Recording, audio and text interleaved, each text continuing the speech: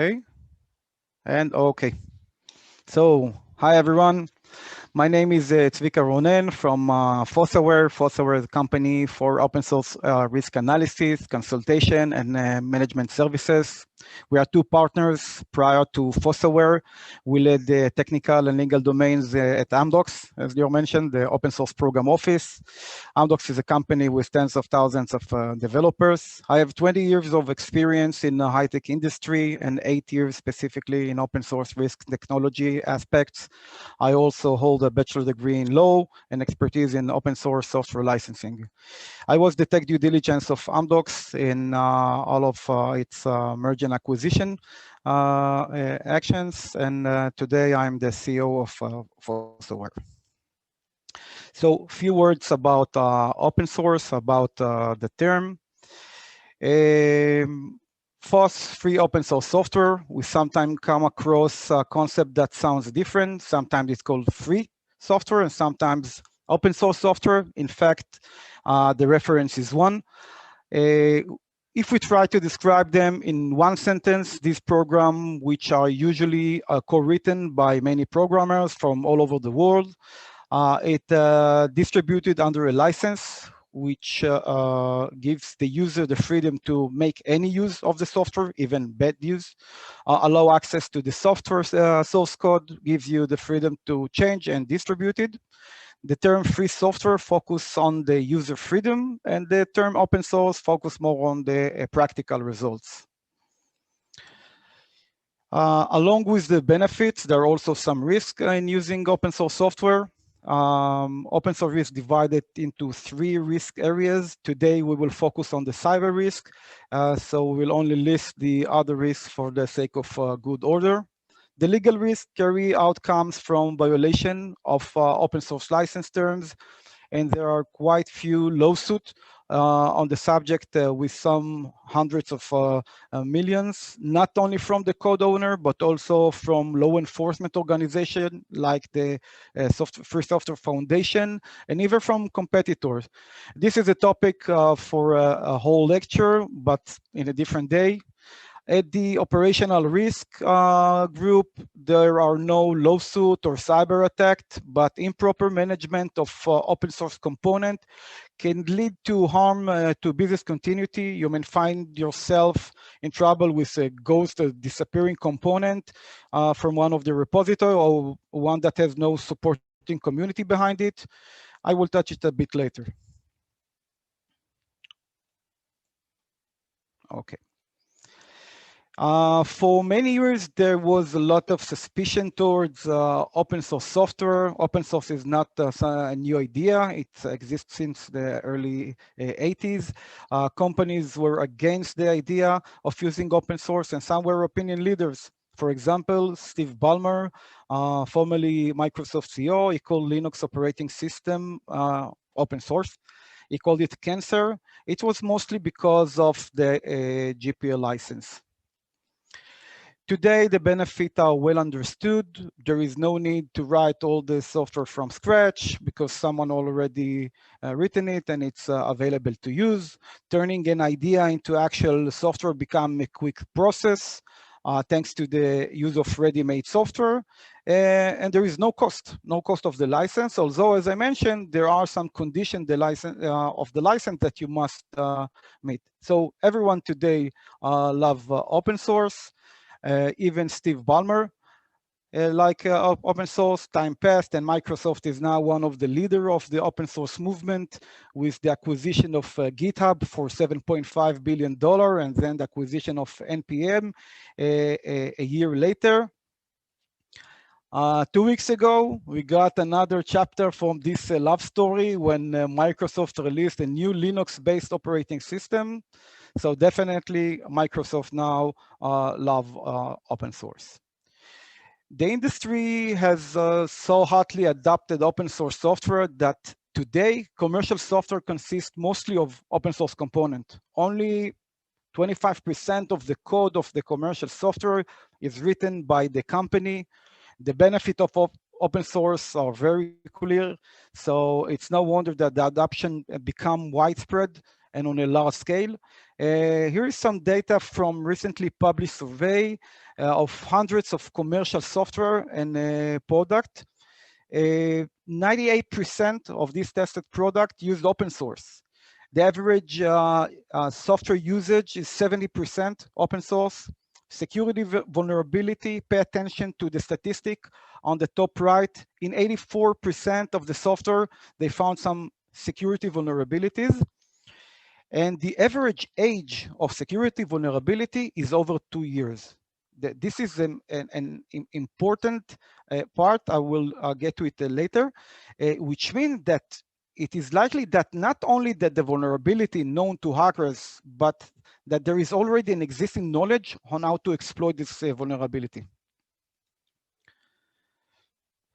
The open source software is not related to a specific industry, but in all software-based industry, the survey result I showed in the previous slide was conducted on 70 different sectors.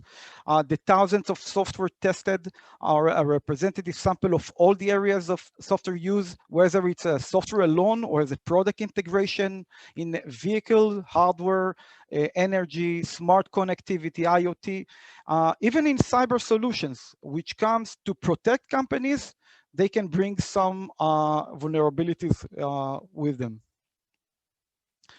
The average use of open source in commercial product doubled itself in the last 5 years. Only 5 years ago, it was around 30%. So how open source comes to a commercial software, how a commercial software looks today. Some open source choose, but most we do not choose directly. On one hand, there are the open source component that we choose to put into the product. These components have dependencies that comes together. There is the homegrown code that our developers are writing. On average is a quarter of this product. And there are commercial third-party software that is integrated into our product that also use open source and dependencies as well. This complete picture of the iceberg must be visible in order to understand the cyber protection effort. Not only a developer likes open source, hackers also love open source, whether as a starting point of using existing known vulnerability or as a platform to inject malicious code into their target software. The Academy, there is a published article in Cornell University. You have the link here on this slide. The Academy also took this matter seriously and investigate a cyber incident that used open source component to understand how hackers work. They found that hackers really like to use popular open source libraries as a platform to inserting their malicious code. I'll give an example. Their favorite technique is called typo squatting. In 61% of the cases, they use similar names to existing popular open source libraries with a single character replacement or similar name with some extension that seems to be related to the original name. A jellyfish in this example exists for almost a year in this fake configuration until it was discovered. Programmers that are looking for open source packages in free text can easily fall into such trap. Hackers can also use feature of open source unique behavior, like Python in this case, to infiltrate malware. When running pip download command, the package is downloaded to the local file system. This sounds logic. A developer who only wants to download an open source library does not really expect the code to run on his machine because it just downloaded. But when someone downloading Python package via pip command in a targz format, the Python will automatically run a code inside the setup.py script. The Python package manager tries to understand the metadata of the downloaded package, like its version and some dependencies. An attacker who understands this process can plant malicious code in the script and gain code execution on any system that download this library, even though the system did not intend to run any package at all. Guys, this is a behavior, it's not a bug. It's a feature in pip design, even though it sounds unintuitive. The issue was reported by a Python package authority in the past, and it's still unresolved to this day. There are some workarounds, but you should be aware of this behavior. Along with the increase use, we also see an increase in number of non-vulnerabilities reported. Almost 10,000 new open source vulnerabilities were reported in the last year alone. It is not the number 4 years ago that were low. Even then, we got approximately 1,400 vulnerabilities that were reported. Things didn't look good. Well, not all vulnerabilities can be exploited, and it is related to the way, the vector, as someone just asked, that you're actually using it. But with so many new reported vulnerability, we need to change our mindset. We need to proactively avoid components with non-vulnerability in our product. Vulnerabilities are dynamic.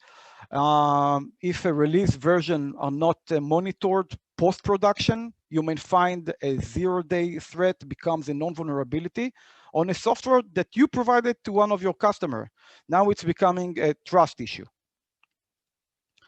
So I mentioned popularity of open source. How popular it is. Take Lodash for an example, program that helps programmer in JavaScript modularity, probably in most of the front-end areas. Lodash is being downloaded in an average of 42 million times every week. This is from one end. From the other end, Lodash is also the open source library with the most reported vulnerabilities for 2020. If you remember the vulnerability age that I demonstrated in my previous slide, so the average vulnerability age was 2.2 years old. But recent evaluation of exploitation effort of new vulnerability now stands on 3 days. We need to be proactive, as I said. We cannot afford such a long presence of non-vulnerability in our product. Open source related breach occur too much often. Let's see some statistics. 1 in 5 enterprise organizations have experienced a cyber incident related to the use of open source component. Whether it's a non-vulnerability exploit or using open source as a platform for malicious code to inject the malicious code, statistics are stable and strong. Let's take some sample. Equifax is perhaps the best known case in cybersecurity. Equifax is a credit rating company traded on NASDAQ. It has all the information security system required by the US regulator, but an open source component was its weakest link. In 2017, when the number of reported vulnerabilities in the open source was less than 1/3 compared to the 10,000 of 2020, a non-vulnerability was published in the NVD component called Apache Struts. Equifax did not properly manage their open source, and the result was information leak of half of the US population, 147 million people. A patch for this vulnerability was released in early March, and the data breach started only 2 months after. This breach was 100% preventable. The cost of this breach for Equifax was estimated by a minimum of $1.4 billion. Let's take another case, Event Stream, as a use case for a hacker taking advantage of a popular open source package. Popularity, just 2 million downloads per week. This open source library was created by a New Zealand developer. His name is Dominic Tarr. Dominic was tired at some point of maintaining this code voluntarily, and he gets an offer from some Japanese programmer to help him to maintain this library. This nice Japanese also help himself and introduce malicious code into one of the library dependency. The intention was to steal keys from Bitcoin wallet. He did pretty well and stole 7,000 Bitcoin wallet keys, nice profit. Dominic response can be seen in this slide. I don't get anything from maintaining this module. This means that you need to secure your code. Not all the maintainers has legit motives. We mentioned that commercial application using open source as well. So let's take Instagram as an example. Everyone use it. It's a commercial application of Facebook, and they are using open source. They, of course, have protection and a testing system, new vulnerability in one of their open source component. The name is most JPEG, 650,000 downloads per week, allowed hacker to access all the devices that use Instagram with the vulnerable version, access to microphone, to the camera, to the files. The vulnerability was discovered by Checkpoint and reported secretly. It was only after the patch that they released the CVE to the public. Now, just think about what about other applications, commercial or open source applications that are using MozJPEG, because this is a picture decoder, okay? And Facebook or Instagram, they're not the owner of this open source. It's a Mozilla project, it's a large project, a widespread project. This is a point to think of. So let's discuss about cyber supply chain example. CodeCove is a recent case from April this year. CodeCove makes software auditing tools that allow developers to see how thoroughly their own code being tested. This process can give the tool access to stored credential or for various internal software account. Hackers tampered CodeCove software development tools and got access to 9 US government agencies and hundreds of private companies. CodeCove has 19,000 customers, including big tech services provided like IBM and HP Enterprise. These giants are now investigating if any of their customers got affected. CodeCove published that hackers began tampering with their software in January, and it was detected only in April when a customer raised this concern, and not CodeCove discovered it. CodeCove instruction to their customer, we strongly recommend immediately re-roll all the credential, token, or key locate in the environment variable in the CI/CD, like it's a one click. Is it the end of the supply chain? I'm not sure. CodeCove is also used in open source project. Some of them are still probably using the malicious version. Let's take another supply chain attack example, but this time is a researcher and ethical hacker. Is named Alex Birsan. In a nutshell, Alex Birsan took advantage of a design flow in how open source system handle dependencies. He pushed malware into targeted system. It began with a package JSON that from NPM that PayPal used. Birsan noticed that the PayPal file contained a mix of public NPM and private dependencies. He assumed that the private package names are most likely hosted internally because he couldn't find it on the public NPM. And then he wondered what would happen if someone will upload malicious code to the public NPM under the same name of the private package. Would PayPal internal projects started to defaulting the new, now malicious package? So we uploaded duplicate packages to open source repository, not only to NPM, but also to PyPy, to RubyGems, to test this theory. It turned out that if a dependency package used by an application existed in a higher version in a public open source repository, the public package was automatically given priority. Then the name of this phenomena is dependency confusion. This bug allowed Alex Birsan to launch supply chain attack against multiple high-profile enterprises like PayPal, of course, Apple, Microsoft, Tesla, and more. Birsan uploaded these packages from his own account. This package is meant for a security research purpose and not for contain any useful code. For his effort, he earned $130,000 from bug bounties. Nice profit great initiation, but serious concern. So what happens when someone makes easy money? Here come the copycats, the disclosure of dependency confusion, exploit led copycat researchers and bug bounties hunters to publish thousands of packages to the same repository and try and get bug bounties.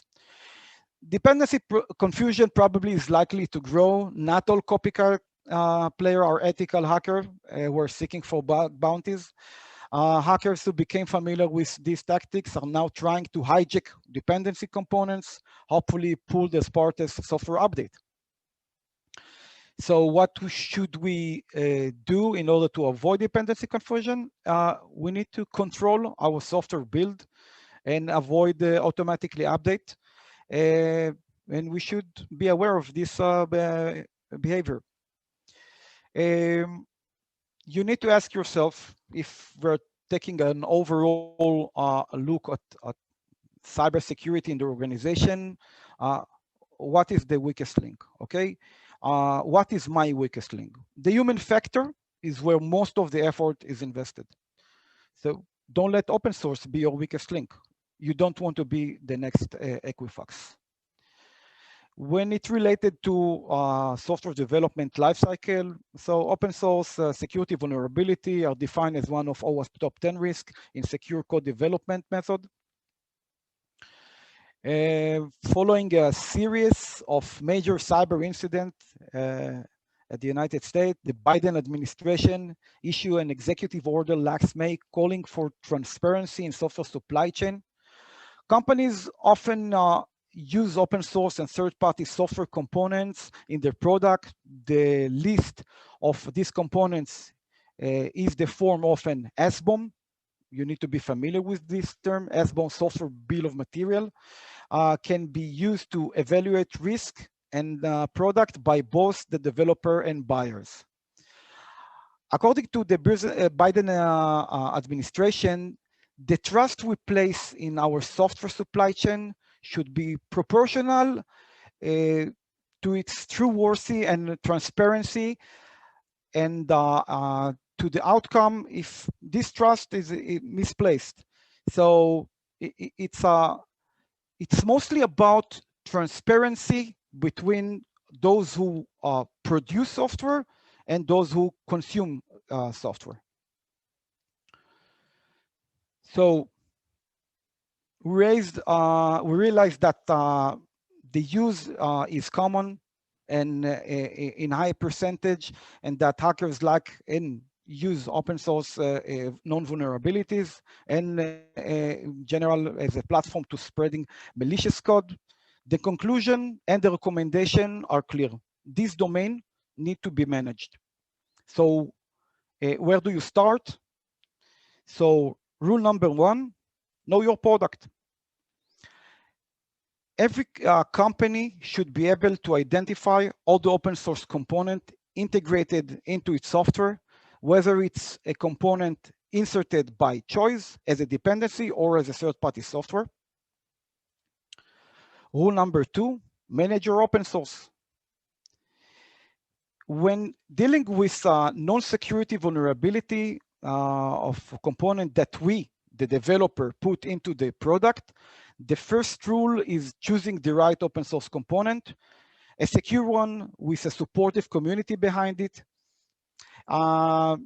It is also related to the open source tools that we are using to build, to test, to monitor in our organization. Kubernetes is a good example of such tool. Of course, it is only relevant to the part that we actively choose and not to the component that arrive as a transitive dependency. There are many parameters for choosing open source component, and the CII badge is one of them. We will see it in the next slide. For vulnerability arriving from third-party commercial product that we integrate with our software network, we should ask for the list, the SBOM, as I mentioned before, of the open source component embedded in the software in a format that will allow us to check for non-vulnerabilities.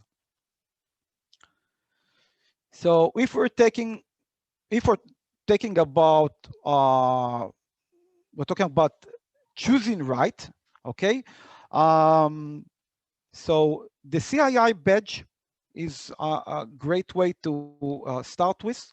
It's a project that worth knowing. This badge called the CII and divided to 3 quality levels: passing, silver, and gold.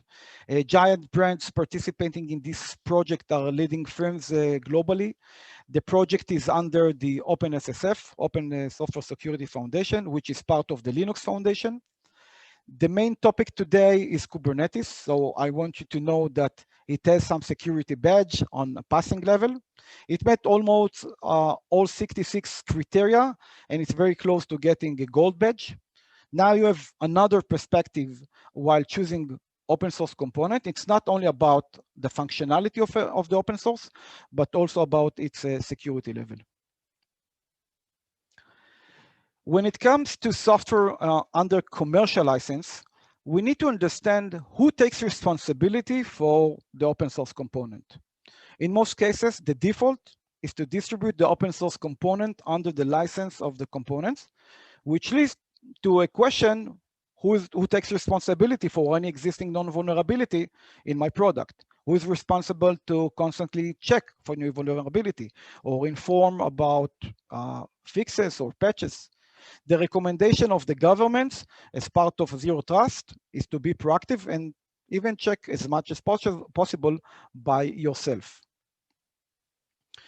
Code management is needed no matter what its source. Open source management require unique tools and procedures. Although open source usually does not cost money, there is still similarity between open source and third-party commercial software. However, the responsibility for this code is on the developer. Open source has unique features, different scanning tools, community support aspect, and many dependencies we did not choose actively. Managing right your open source is an important key, and in your overall cybersecurity risk effort is part of the cost of this free software. Where should we start with open source risk management program? Like in many other cases, prevention is the first and most important step. Avoiding introducing the risk into our product, clear company policy and working procedure, choosing the right software composition analysis tool, and employee training is without any doubt the first step, even before the implementation of a fully open source risk management program. Early detection will save up to 100 times cost. Single production defect estimated by $7,600, while fixing in coding stage is around $80. Post-production monitoring is your trust with your customer. You don't want your customer checking results as part of their zero trust concept to ask you why we found some 2-year-old vulnerability in a product that you gave us. And rule number 3, do not invent the wheel.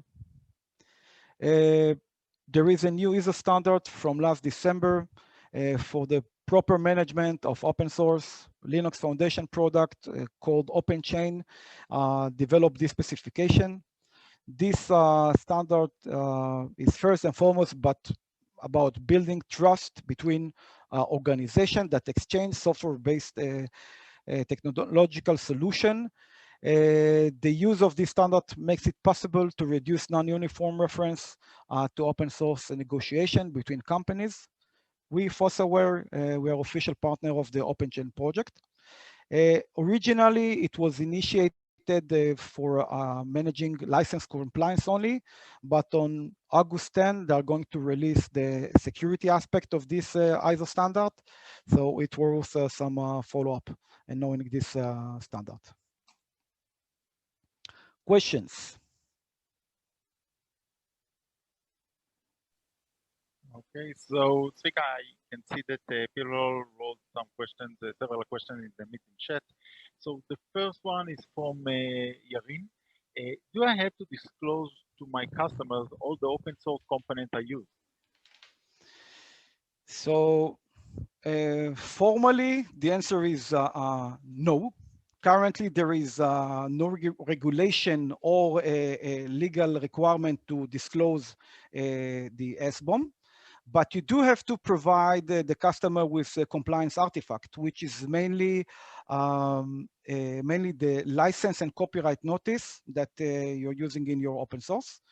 But you do not have to provide a software bill of material, not yet, at least. Okay. The second is from Lior Alapi. How do you statistically analyze the code? Like, also you said don't auto update, but then again, you need to know if an update is legitimate or not. And how do you close the gap? Okay, so when you're going to implement some update, you better test it aside in some sandbox, evaluate the license, evaluate for non-vulnerability.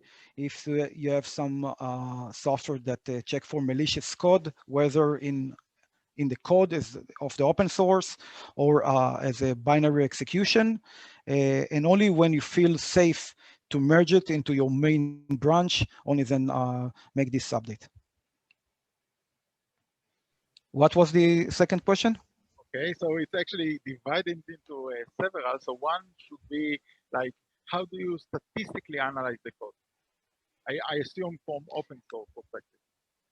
You mean by static code analysis? Maybe for scanning. So I know there are for scanning Okay, tools. so the tools that we use in order to analyze open source risk called software composition analysis. It's different from static code analysis tool that check the code and the security flows that we are writing. There are many kind of software composition analysis. Some are snippet based that actually reads the file and compare it versus some external knowledge base. These tools are mainly being used for M&A audits. Quite familiar with these tools, but practically it's not recommended for companies that work in CI/CD method. The automated tools of software composition analysis, they are divided to some open source tools and commercial tools. Those open source tools, some of them are doing some quite good work and give some good results, but it requires some knowledge and maintenance, and you mostly invest on training on how to operate that.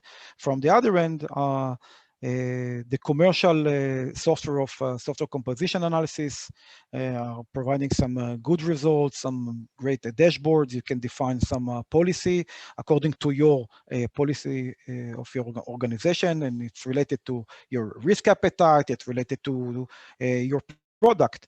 Means you cannot set the same policy for SaaS product and for embedded product and for on-premise product. They have some different aspects from a license perspective, although in security you need to handle it no matter how you're using it.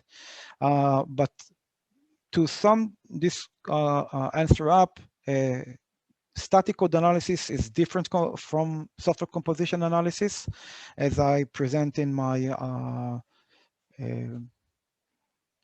differences of static code analysis, homegrown code, open source, and commercial software. Okay. So you mentioned just, this is my question, you mentioned that there is a new ISO certification or standard regarding standard, yes.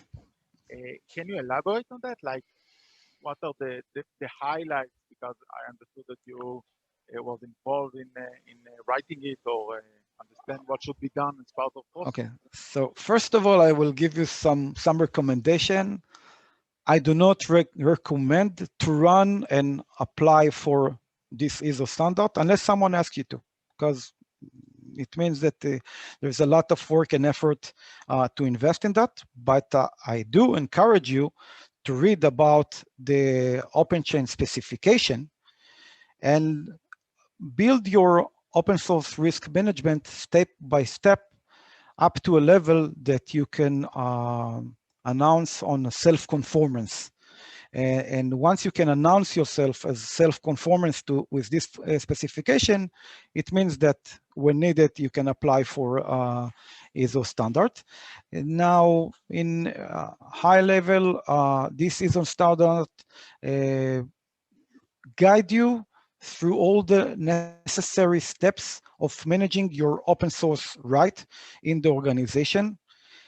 Although it was written for license compliant, it shared around 80% of the procedure with managing security in open source. And as I mentioned, on August 10, they are going to release some documents, some extension to this specification that is focusing on security in open source. They will not update the ISO standard, but it's an extension to the specification. Okay. Thank you very much, Zvika. I think You're welcome. Very interesting. We want to keep up the schedule. So, guys, if you have any further questions for Zvika, we will have more time in the end of the meetup.